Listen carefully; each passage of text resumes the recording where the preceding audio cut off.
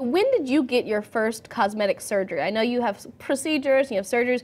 How old were you when So you I started looking for I started looking for my doctors actually when I was 17 years old. And I went to three different consultations and settled on one doctor who really wanted to spend a lot of time with me previous to the surgery and said, you know, I'm going to meet with you a minimum of 3 times before we actually go ahead with this procedure because I want to make sure what I'm doing is what you're asking for and that we're on the same page here. So that's actually why I chose him because he really was spending a lot of time with me.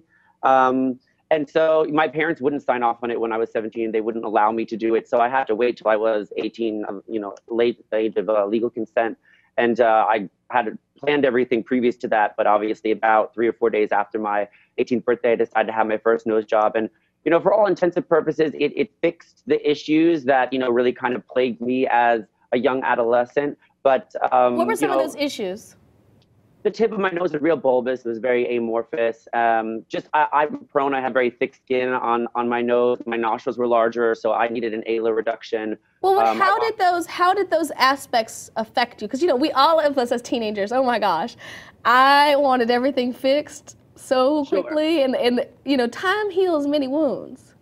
Well, I think, you know, also at that age, it's hard because you're coming into your own, you're trying to figure out who am I, and it's hard to sort of come to an acceptance of who you are and feel good about yourself. So you're always kind of second guessing yourself, I think, that age bracket. But no, it was something that I think socially held me back. It made me uncomfortable in situations. I mean, I was actually consistently in my pictures, I was always trying to like Photoshop things and change them because I didn't really want to face that that was what I actually looked like when I looked in the mirror. You know, for me, my nose was something that it really was something I thought about. I was very conscious of all the time. Right. So the thought of fixing it was something that I really probably had in my brain since the time I was 13 or 14. You know, I was idealized these celebrities that were able to afford kind of this luxury item, and You it know, was how it was were you how able to afford it? Because you're 18 years old, you're a kid. Your parents obviously aren't interested. How were you able to afford all of this cosmetic surgery, all of these cosmetic procedures?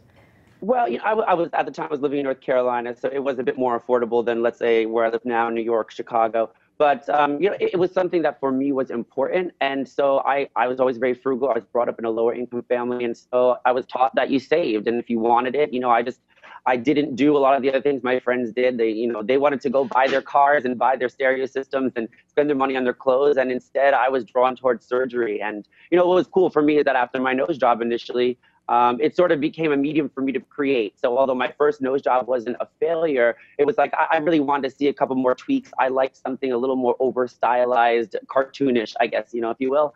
And that was also difficult to get doctors on the same page as me being a young male looking for something that was very maybe a bit more feminine and definitely a bit more, like I said, over stylized, over scooped, overly pointed. But that's something I wanted, and to this day I still enjoy that look. But it was hard to get those doctors on the page to sort of understand where I was coming from. And that really was a serious want of mine and not just sort of a passing trend that I was going to be unhappy with as I was aging.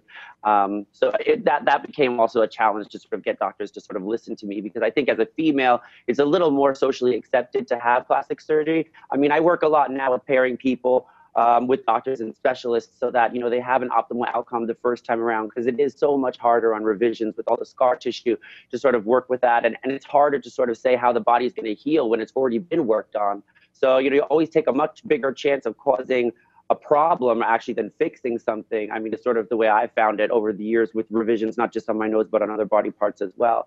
So, I mean, spend a little bit of extra money to use somebody like me to help sort of structure where people go. I think it can help take out some of that guesswork that they might otherwise have to go through a process like me or Elizabeth have. It's important to find someone, I think, that has a passion either for the detail or of a face. And a lot of the guys who just are face guys, they have any interest in doing body work. And a lot of the body guys really don't spend a ton of time on the face, although they may offer it. I mean, the overhead, I think, is crazy high for them. But unfortunately, I don't give any one doctor 100% referral on all that stuff, because I just think it's better to pick someone who really has a passion for one or the other. But so like I just redone this whole front piece, the anterior piece here that comes up to the clavicle, and then the middle piece is the lateral delt, and then this back section here, so that's the posterior delt. So when you go like this, like you can see all three pieces here. So it's front, middle, and back. I don't see But the and scarring. then It's fascinating. And here's it's the all thing, underarm.